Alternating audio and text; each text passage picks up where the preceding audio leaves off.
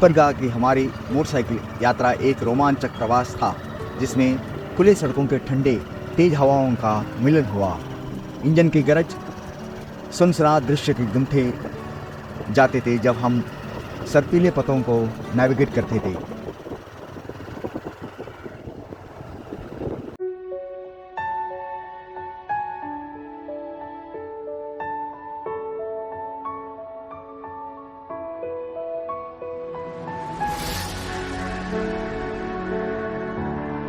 ठंडी हवाएं जैसे अदृश्य साथी हमें लिपट ली, राइड को रोमांचक से भरा बना देते थे। प्रत्येक मोड़ और मोड़ ने एक आज़ादी की भावना लाई। गूंजते इंजन ने हवा की चीख से मेल करते हुए शानदार दृश्यों के पीछे हमने अविस्मरणीय स्मृतियां बनाई। ठंडी हवाएं, खुली हवाएं, कच्ची अजीब आत्मा के खतरे के साथ चिन्हित करती रही। भविष्य की ऊंचाई की ओर 2023 के आखिरी दिन की बर्डिंग यात्रा। सूर्योदय के पहले किरण ने आसमान को गुलाबी और पीले रंग में रंगा। तब पिपरगाह झील के किनारे एक समृद्धि भरे 15 से 20 उत्साह बर्डर्स का समूह इकट्ठा हुआ। हवा तेजी से भरी थी और साल के आखिरी दिन की ठंडी हमें बहुत से मौसमों की याद दिला रही थी। हम नहीं जानते थे कि यह ठंडी हवा सुबह हमारे जीवन में एक पंखों भरी चमक के साथ यादगार वर्षा का निष्कर्ष होगी। पिपरगाह झील पहाड़ों और हरियाली से घिरी हुई पक्षियों के लिए एक परम स्थान था। शांत वातावरण को सिर्फ फेलो बर्ड्स की खुशी बचा सकती थी, जो गर्म कपड़ों में लिपटे हुए ब्रांचेस की ओर बढ़ रहे थे।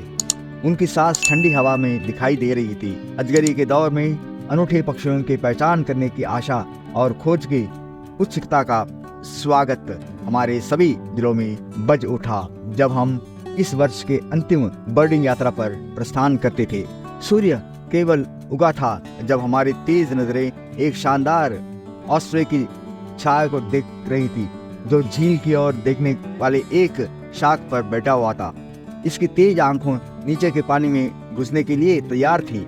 सुबह की पकड़ के लिए समूह से उत्साह एक समृद्धि का एक मिलनसार गूंज था।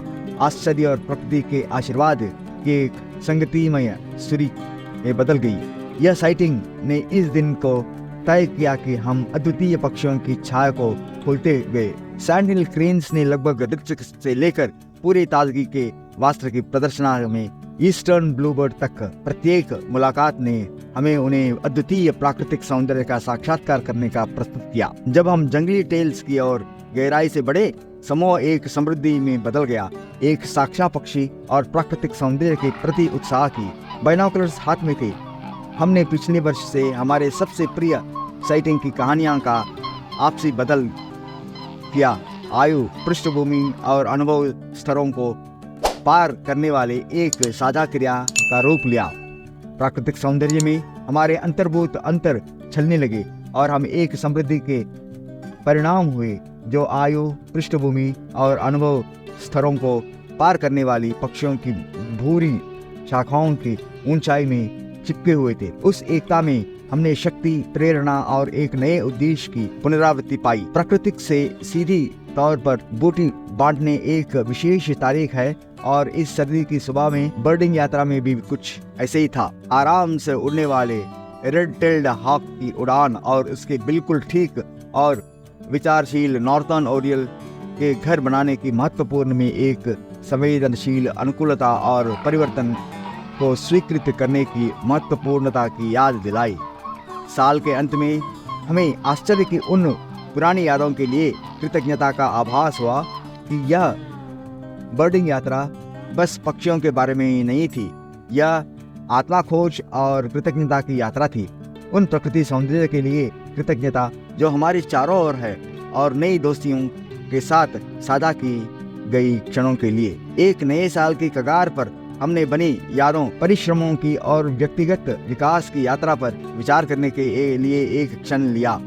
ठंडी हवा ऐसा दिखने लगी थी कि कोई शंक बची नहीं।